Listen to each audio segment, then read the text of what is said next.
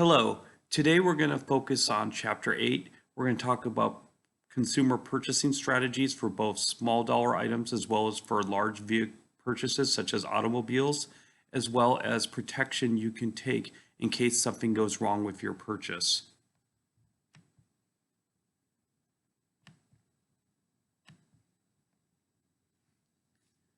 As always, there are always financial implications of consumer decisions. Whenever you purchase something, it always involves a trade-off. We've talked about this before, between current spending and saving for the future. So such factors as economic factors, social factors, and personal factors will influence your spending, saving, and investing choices. Everything, in essence, is an opportunity cost. Let's continue this on the next slide.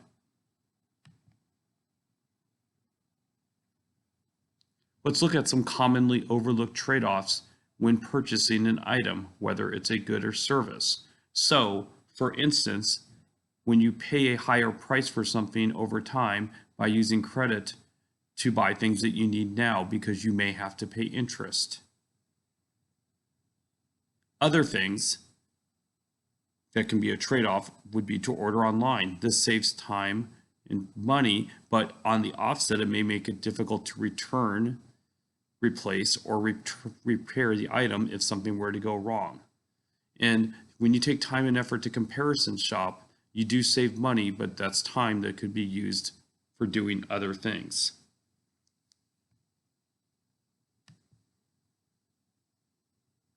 Let's look at some influences that will purchasing decisions. First thing let's look at is economic factors, things such as inflation. If you remember, class, inflation is the general rise of goods and services over time. Interest rates will also play a factor, especially if you have to borrow funds in order to make that purchase.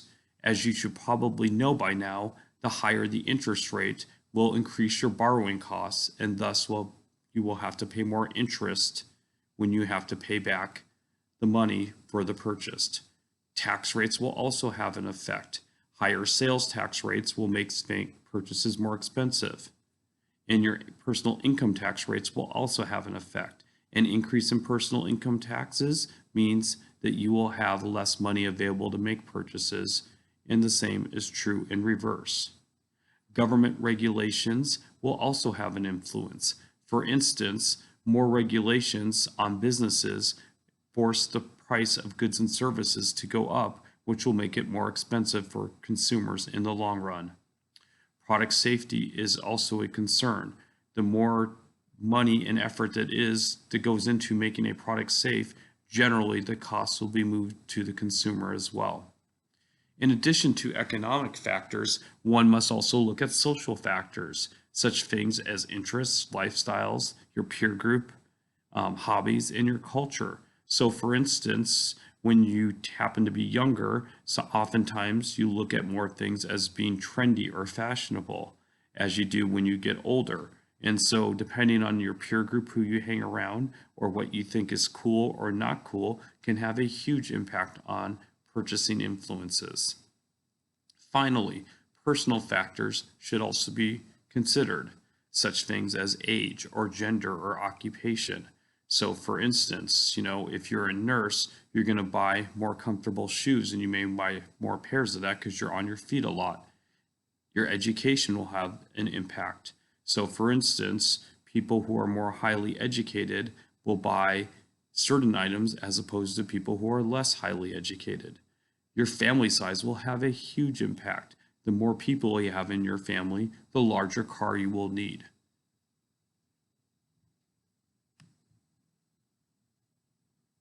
So let's look on this slide and then the next couple slides after this at some purchasing strategies that may be wise. One thing that everyone should do, although it is an opportunity cost in terms of time, is to comparison shop.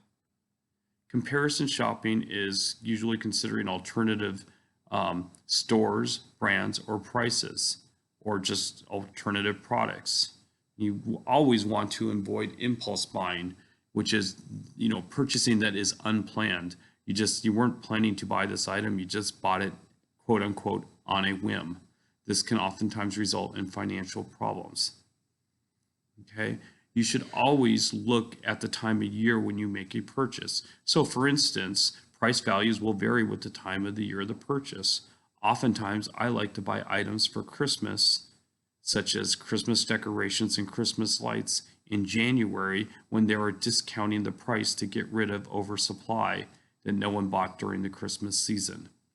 Location, location, location is also a critical factor in making purchase decisions.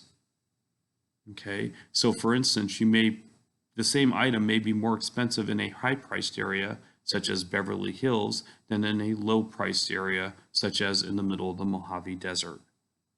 Okay.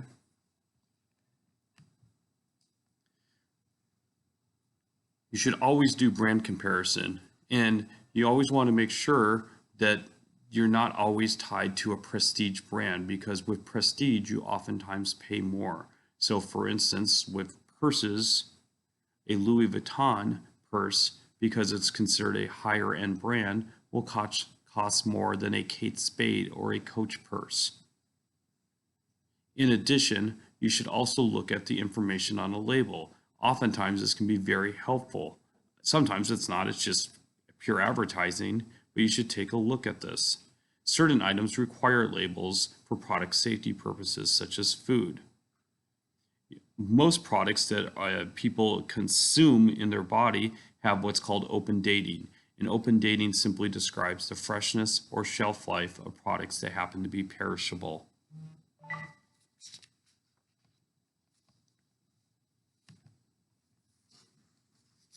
In addition, you should always price comparison, and you can do that in several ways. One thing to look at is the price per unit. Unit pricing simply takes a look at a standardized unit to compare prices on different sizes. And we'll give this example here on the next slide. So the slide points out an example that a product that's 64 ounces and costs $8.32 would be calculated by dividing the price by the number of ounces. So $8.32 divided by 64 ounces would cost 13 cents per ounce. Oftentimes, it will look deceiving because you may have a bigger item than a smaller item, but it may cost more per ounce. In addition, good purchasing strategies take advantage of promotional items such as coupons or rebates. Okay, coupons oftentimes help save money on such things as groceries, possibly fast food, wouldn't know anything about that. Whereas rebates are a partial refund of the price of the product. Oftentimes you get the rebate at some point after the initial purchase.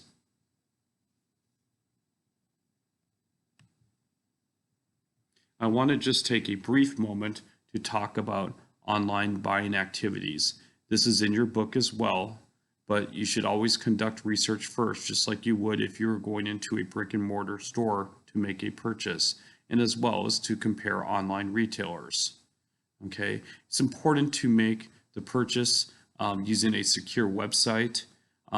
Most websites today are very secure. I mean, if you're going to go on Amazon, it's relatively secure site. Now let's talk a little bit about warranties. And as you can see, a warranty is a guarantee, usually in writing, from the manufacturer or such as a distributor that specifies the conditions under which the product can either be returned, replaced, or repaired. And let me give you a couple definitions. I'll give you the definition of a full warranty and a limited warranty. Under a full warranty, the defective product can either be fixed or replaced during a reasonable amount of time. Whereas with a limited warranty, it either covers only certain aspects of the product or requires the buyer to incur part of the cost of the repair. Other items I would like you to know is about the implied warranty of title. This type of warranty indicates that the seller has the right to sell the product. It's implied that when you buy something, you are the owner of it and now you can sell it. Another implied warranty is the implied warranty of merchantability. This warranty guarantees the product is fit for its ordinary use. So, for instance, a coffee mug, its intended use is to be able to drink coffee or other liquids. Let's take a look at, we're going to take a look at vehicles here in a second, but let's take a look right now at warranties for used and new cars. Usually used cars are, warranties must be disclosed describing the warranty, or otherwise the car is sold as is, meaning that it is what it is. Whenever I sell a used car, I always sell the car as is. That way I am telling the potential purchaser of this used vehicle that you are on the hook for any problems that happen to the vehicle after the car is sold to you. New car warranties are a bit different. Generally speaking, all new cars come with what's called a basic warranty that covers such things as parts, powertrain, and such things as corrosion coverage. In addition, oftentimes you will be sold an extended warranty on a new vehicle. However, since cars today are built for a longer period of time, and oftentimes since people don't keep cars for all that long of a period, most people would state that you should probably not get the extended new car warranty. Finally, I want to talk a little bit about service contracts. They are called extended warranties, but in actuality, service contracts are really not warranties, but rather they're a service that for a fee will provide coverage for expensive repairs. Oftentimes they have exclusions, and oftentimes experts state that a service contract or an extended warranty is not the best use of money. So for the next several slides, I want to talk about vehicle purchases specifically.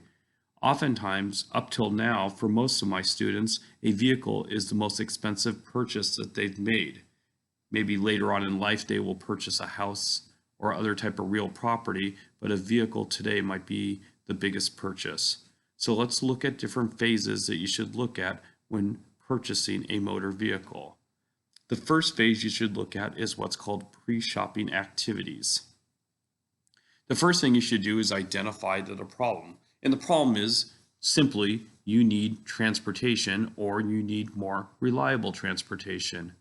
If you don't need a vehicle, don't purchase a vehicle. If you live a half a mile from school, walk or take alternative transportation such as a bus or use a skateboard or a bike. But if you do need a vehicle for longer distances or for school or for work, then the next step under pre-shopping activities is to gather requisite information. And because of the beauty of the internet, you have information at your disposal. Obviously, you can talk to people that you know, but other things you can look at is media sources. A great idea is to use independent testing organizations, the leading one being Consumer Reports, or there are government agencies and websites and other online private sources such as AutoTrader.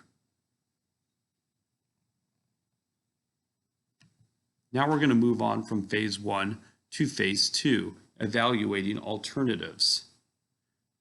The first thing you should do is to ask yourself, can I delay the purchase or do without the vehicle? If you can't, you need the vehicle, then you should move on as how am I going to purchase this vehicle? Meaning, am I going to pay cash or am I going to buy it on credit or put some down, cash down and put the rest on credit? Then which brands should I consider? And that's going to depend on where you are in your lifestyle or the amount of money that you have in order to make the purchase. Okay. Then the next point is you should do some comparison shopping. And I would always say you should always at least look at 3 different options. So for instance, when I was looking for an SUV, I looked at Infiniti, which is the one that I winded up purchasing. I looked at Porsche and I looked at Volvo. Then you select the options that you need, not necessarily the options that you want. That's very important because options on a vehicle today can bring the vehicle price up several thousand, if not tens of thousands of dollars. And at the end of the day, you don't live in your vehicle. Vehicle is simply a means of transportation. And what do you really need to be comfortable? Now, obviously, certain types of options, such as air conditioning, is needed, but other types of add-ons may not be needed. So for instance, do you really need satellite radio? Do you really need to have heated seats? Okay. After looking at some sort of options, you can use the internet, such as to compare vehicles. You can go into lots of places. There's a local CarMax here now in the Antelope Valley. There's a lot of places where you can do to compare vehicles. And look at used vehicles first. And the reason why you should look at used vehicles is because what happens to the price of the vehicle when you buy a new vehicle and you take it off the lot? It instantly goes down between 20 and 25% from mile 0 to mile 1.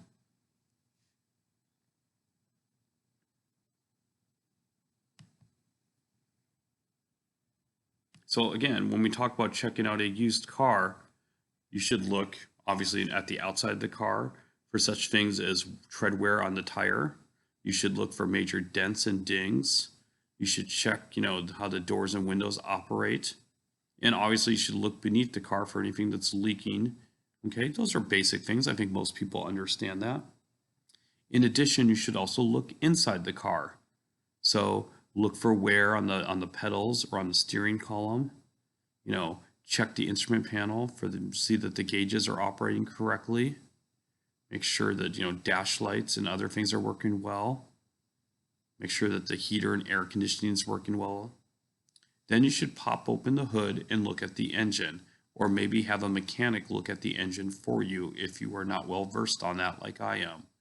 A good mechanic would be able to again check for such things as signs of leaks and such problems that could develop, such as things with the radiator or coolant, batteries, make sure the cables are properly installed, and to make sure that the vehicle starts and stops smoothly.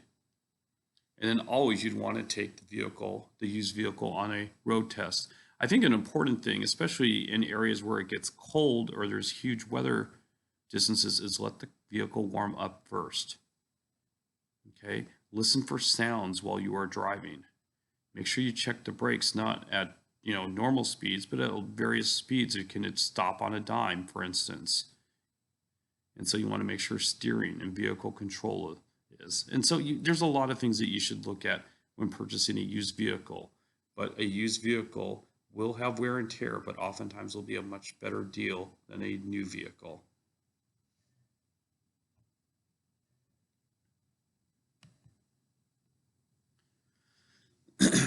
As we're still talking in phase 2, evaluating alternatives, let's briefly talk about the difference between leasing a vehicle and purchasing a vehicle. Let me give you the definition of leasing. Leasing is a contractual agreement with monthly payments for the use of a car over a set period of time. When you reach the end of the term, the car usually is returned to the leasing company. There are advantages and disadvantages to leasing a vehicle. Let's talk about advantages. First, you have a smaller initial cash flow versus buying a vehicle. In addition, oftentimes you will have lower monthly payments than purchasing a vehicle. Third, oftentimes you have detailed record for business purposes. And finally, you're able to get a more expensive vehicle more often. However, there are also disadvantages to leasing a vehicle. By far, the biggest disadvantage is that you have no owner interest in this leased vehicle. In addition, it's oftentimes harder to qualify for a lease than purchasing a vehicle. And the third major disadvantage of leasing a vehicle is the extra costs at the end of the lease. Let's talk about some of these costs, what I would call the true costs of leasing. They can include what's called the capitalized cost, and the capitalized cost is the price of the vehicle. Oftentimes, with a lease, it's 96% of the list price of the vehicle, but when you purchase a vehicle, it's a 92% of the list price. Okay, the money factor is also important. The money factor is simply the interest rate paid on the above mentioned capitalized cost.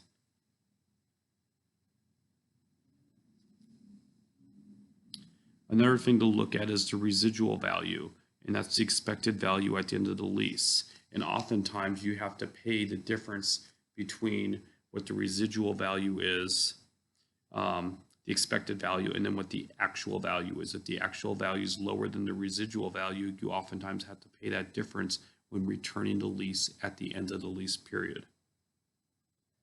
Bottom line, unless you really do need to lease a vehicle, most experts would agree it's better to purchase a vehicle. Because although new vehicles will lose 20 to 25% initially, because so many people can't afford to buy a new car these days because the purchase price of a new vehicle keeps going up and up, the market for good quality used vehicles has gone up in terms of its value. So cars, although they don't hold their initial value, do seem to hold their subsequent value. Let's move to phase 3. And now let's assume you are now going to purchase the vehicle and not lease the vehicle. The first thing you should look at is the purchase price. Okay, let's determine it. And this really goes into negotiation. And at the end of the day, negotiation is just a process to determine the final purchase price. And as with any negotiation, you need to be able to walk away if you don't feel like you're getting the best price. Therefore, you can't be too emotionally invested in the item for which you are negotiating. In addition, you must come prepared to negotiate. You must know all the necessary information about the product and about the company. So for instance, if you are buying a vehicle from a car company that's having a lot of problems right now, such as Ford, you want to bring that into the negotiation process, saying, hey, you need this sale because you aren't making a lot of sales. You're losing sales to upstarts like Tesla. When you are in negotiation, you should only deal with a person of authority who has the final authority to make a decision. If you're dealing with someone who has to constantly go back to their manager, tell them, quite frankly, I'm no longer want to negotiate with you. I want to finish this negotiation with someone who actually has decision-making ability. You show a level of power at that point. Make sure you know the price of both new cars and used cars. Okay? You can obtain this information, especially for used cars, from information such places such as Kelley Blue Book or Edmunds. Finally, if you're buying a new car, sometimes you don't have to negotiate. Certain dealerships have what's called set price, which means that's the one and only price, and you'll either pay for it or you won't. And oftentimes you may want to utilize what's called a car buying service, which for a small fee between usually $500 and maybe $1,000, depending on the price of the vehicle, they will get the exact car that you want, and they are able to usually negotiate a lower price than what you could do on your own since they do it in volume.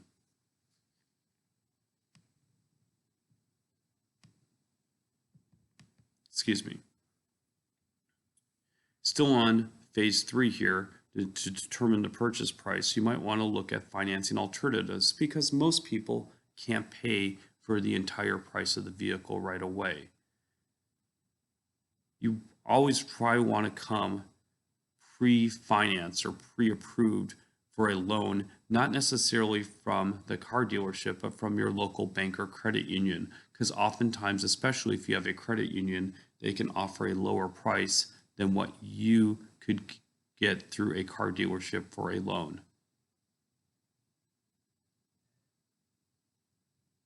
Okay. Oftentimes you want to make sure you put down enough on your vehicle if you're financing to avoid being upside down and thus having negative equity in your car. So that's, for instance, when you put a small amount down on your vehicle and you have a lot that you're financing, as the price of the vehicle depreciates, you don't want to be in a situation where you owe more on the car than what you could sell it for. That's being upside down and thus having negative equity in your vehicle. Let's give an example of this on the next slide. So let's say you purchase a vehicle for $26,000 and you took out a hefty loan of $18,000 to do so. After a period of time of having this vehicle, the vehicle may have depreciated from $26,000 down to $12,000. However, you've only paid off $4,000 of your loan and you still owe $14,000 on the vehicle. Thus, you have negative $2,000 in equity. So, as I stated, to avoid a situation such as this, oftentimes it would behoove you to make a larger down payment or have a short-term loan, which is usually less than 5 years. And if you can, pay off the vehicle faster. Moving on to the fourth phase. Now you've purchased a vehicle. Let's look at some activities after the purchase.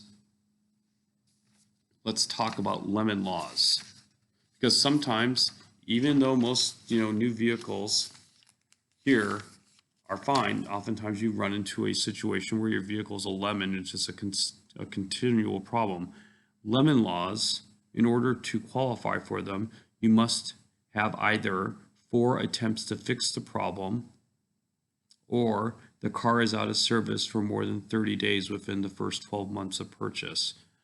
Please beware that with lemon laws, you have to follow the exact rules as noted in the vehicle contract. So if you go get the vehicle fixed, oftentimes you have to go back to the dealership and only the dealership and not your own mechanic. So make sure if you think you're going to use a lemon law that you are following the rules as articulated in the contract for the vehicle purchase.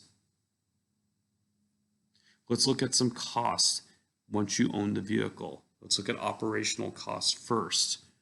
You have fixed cost and variable cost. Your biggest fixed cost is depreciation, and that is the amount that the car is worth less per year. You also have variable operating costs. Okay, those are costs that change from year to year or from month to month. In addition to operation costs, you often have maintenance costs. And this can cost, from a small amount for regular care, such as an oil change, to major repairs when something goes wrong.